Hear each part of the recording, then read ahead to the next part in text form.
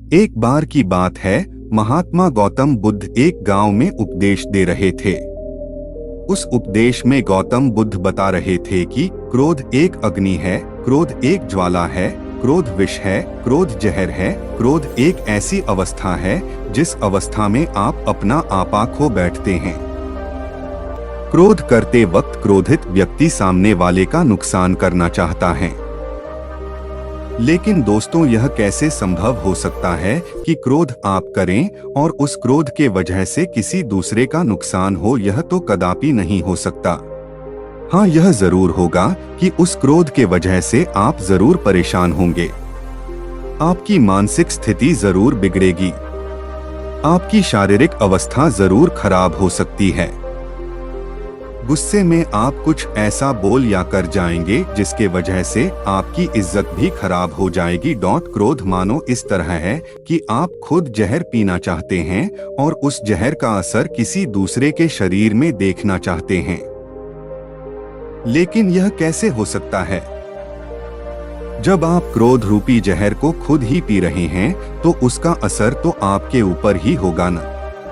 जब महात्मा गौतम बुद्ध जी यह उपदेश दे रहे थे, उस दौरान उपदेश देते वक्त गांव के लोगों की एकत्र हुई भीड़ में एक क्रोधी व्यक्ति बैठा हुआ था।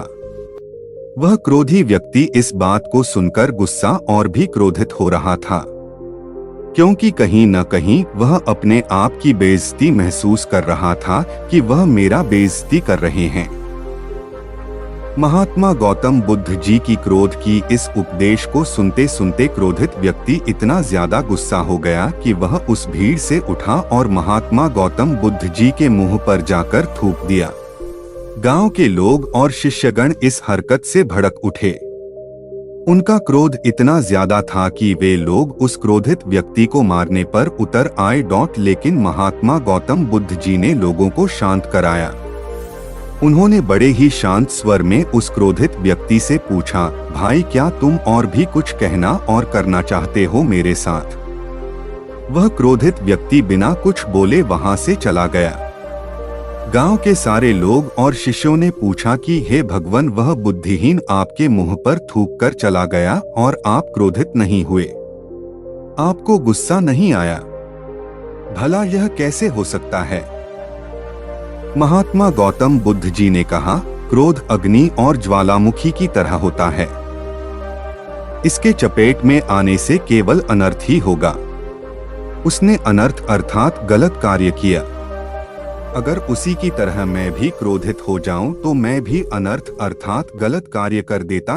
वह व्यक्ति हो सकता है किसी परेशानी में रहा हो, किसी बात को लेकर परेशान रहा हो, जिसके वजह से वह यह गलत कार्य कर किया हो। गांव के सारे लोग महात्मा गौतम बुद्ध जी के बात को भली भांति समझ गए और अपने गुस्सा को शांत कर लिए।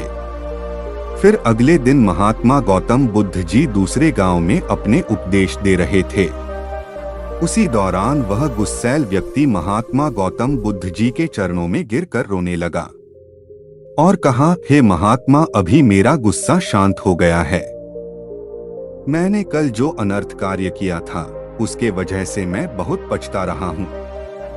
मेरे जीवन में पहली बार सा हुआ है कि मैं किसी पर गुस्साया और वह व्यक्ति कुछ नहीं बोला तथा नाराज भी नहीं हुआ, जबकि जो हरकत मैंने किया उस हरकत पर तो कोई भी मुझे मारने के लिए दौड़ता। कल रात से मुझे नींद नहीं आई है। सुबह से मैं आपको खोज रहा हूँ। खोजते खोजते आपके चरणों में आकर गिर पड़ा हूँ।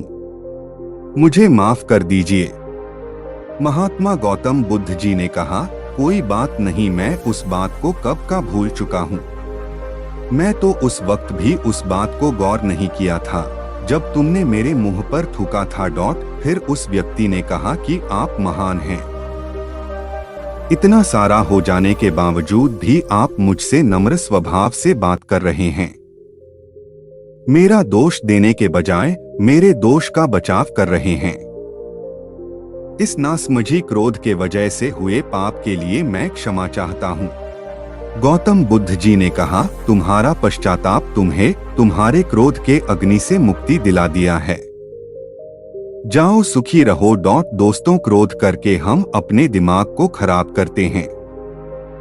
क्रोध करके हम अपने जबान से कुछ भी उल्टा सीधा बोल देते हैं।